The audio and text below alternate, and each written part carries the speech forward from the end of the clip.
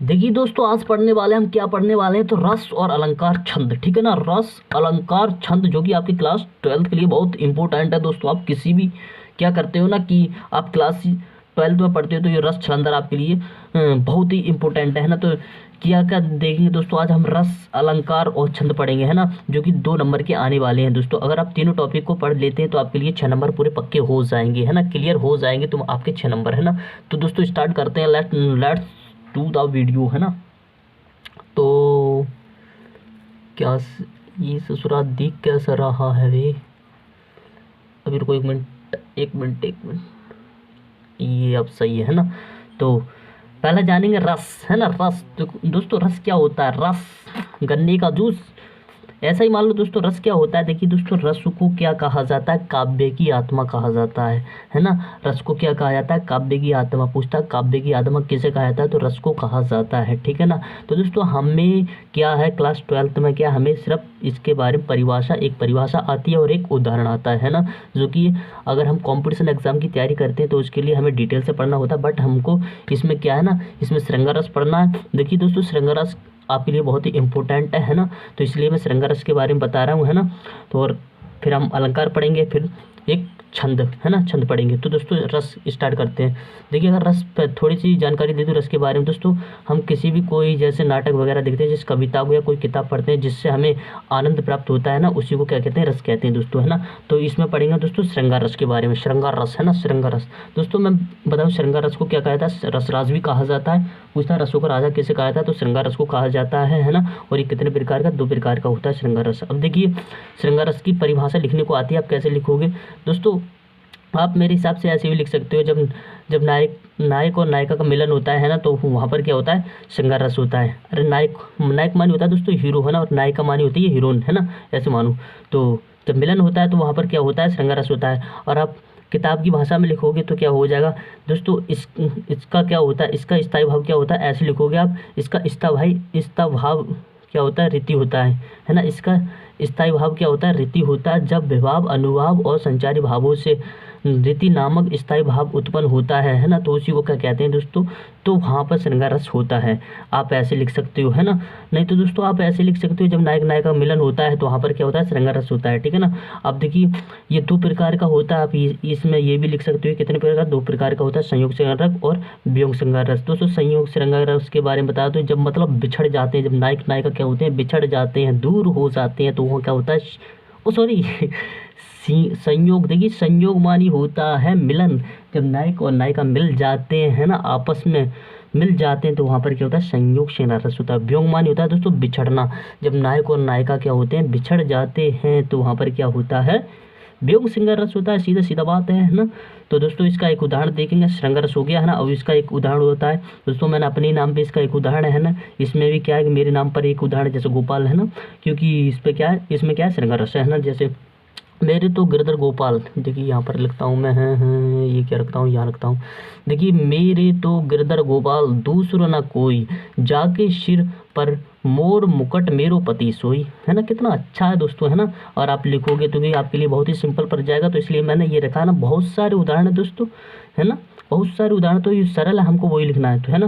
तो ये आपको कंप्लीट हुआ। अब दूसरा टॉपिक देखने वाले हैं हम दोस्तों, किसका देखेंगे? हम देखेंगे अलंकार है ना। अलंकार देखने वाले हैं, अलंकार है ना। अलंकार दोस्तों किसे कहते हैं? अलंकार दोस्तों, अलंकार किसे कहते हैं? क्या आप बता सकते हो दोस्तों? अलंकार क्या होता है? आपने सुना होगा दोस्तों, जिस प्रकार क्या होती है, स्त्री अपने गहनों को पहनकर अपनी शोभा बढ़ा लेती है ना, उसी प्रकार को आप शब्दों में, काव्य में, जो काव्य में होते हैं वो अच्छे अच्छे शब्द लगा दो, उनको जोड़ दो, उन्हें पढ़ते मजे आए है ना, तो वही क्या होता है? अलंकार होता है। या आप ऐसे लग सकते हो, मैंने यहाँ थोड़ी परिभाषा लिखी है ना। जैसे काव्य में शोभा बढ़ाने वाले शब्दों को क्या कहते हैं? अलंकार कहते हैं। ठीक है ना।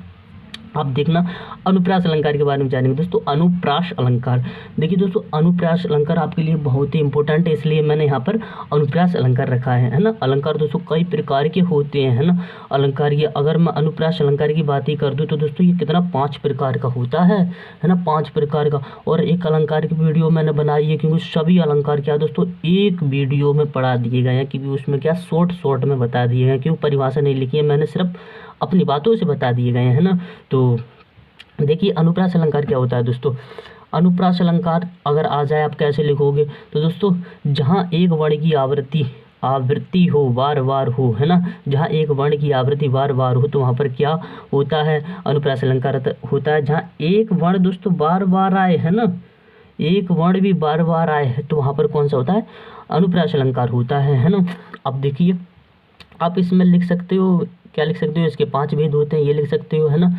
अब देखिए उदाहरण क्या लिखोगे दोस्तों, उदाहरण भी मैंने बहुत सारे लिखा है, इसके बहुत सारे उदाहरण, तो मैं इससे सरल लिख के लाया हूँ, क्योंकि हमें क्या सरल ही तो आना चाहिए, हमें यही तो हम चाहते हैं, है ना। तो क्या है, देखिए उदाहरण क्या, रघुपति राजा राघव राम, रघुपति राजा राघव राम, देखिए कितना अच्छा है, कितना शॉर्ट में लिखा हुआ है, तो ये लिख सकते हो, है ना, रघुपति राजा राघव राम, है ना। तो ये हो गया, आपको कंप्लीट हो गया दोस्तों, है ना। अब बात आती है किसकी बात आती है, अब आती है छंद दोस्तों, छंद दोस्तों, छंद की बात करी जाए तो काव्य के नियम को, लिखने के नियम को क्या कहते हैं, छंद कहते हैं। जिनमें दोस्तों संख्याओं की गणना की जाती है उसे क्या कहते हैं, छंद कहते हैं, छंद, है ना। अगर छंद का हम बात करें दूसरा नाम, इसका दूसरा नाम क्या है, तो पिंगल, है ना। तो याद रखना सौराठा छंद दोस्तों, सौराठा छंद के बारे में जानिए। देखिए सौराठा छंद आपके लिए बहुत ही इंपॉर्टेंट है, इसलिए मैंने सौराठा छंद लिखा है। देखिए बड़ा कंफ्यूज होता है कि सौराठा और दोहा में।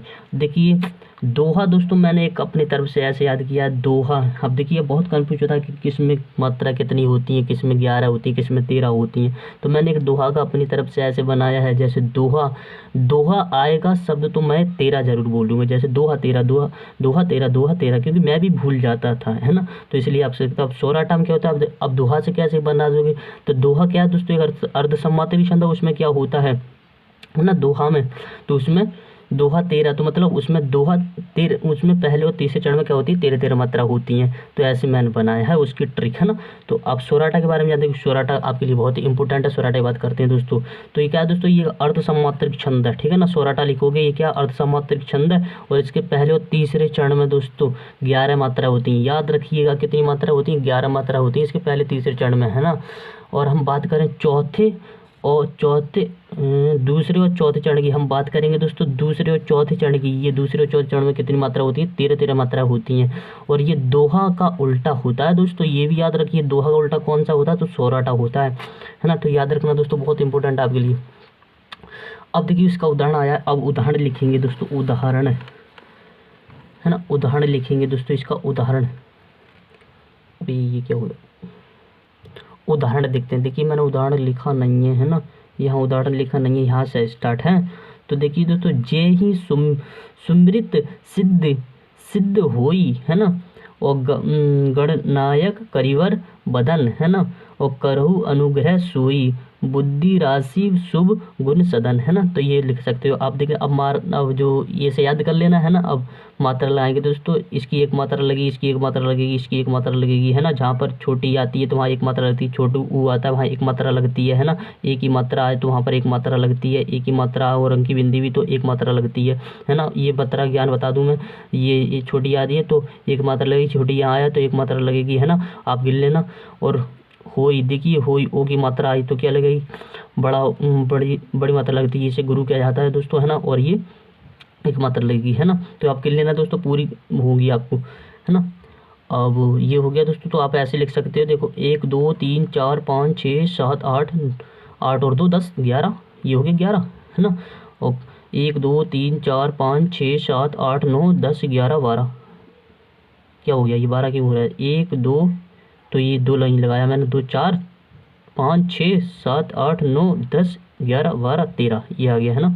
अब तीसरे में देखो 11 आएगी, तो इसमें क्या होगा, सौराठा में तीसरे और दूसरे, वो सौराठा में क्या होता है, इसके पहले और तीसरे चरण में क्या होती है, 11 मात्रा होती है, तो इसमें भी 11 आएंगी। तो जैसे करहु, जैसे 1 2 3 4 और 2 ये है 6 7 8 8 और 2 10 और 1 11। तो ये से आपके लेना दोस्तों। अच्छा लगा तो वीडियो को लाइक और शेयर करना, ठीक है ना। और भी वीडियो बनाऊंगा दोस्तों, एक वीडियो में आपके 4 चैप्टर, जैसे हो गया समास विग्रह, ये सब लाऊंगा, ठीक है ना। अच्छा लगा तो लाइक और शेयर करना।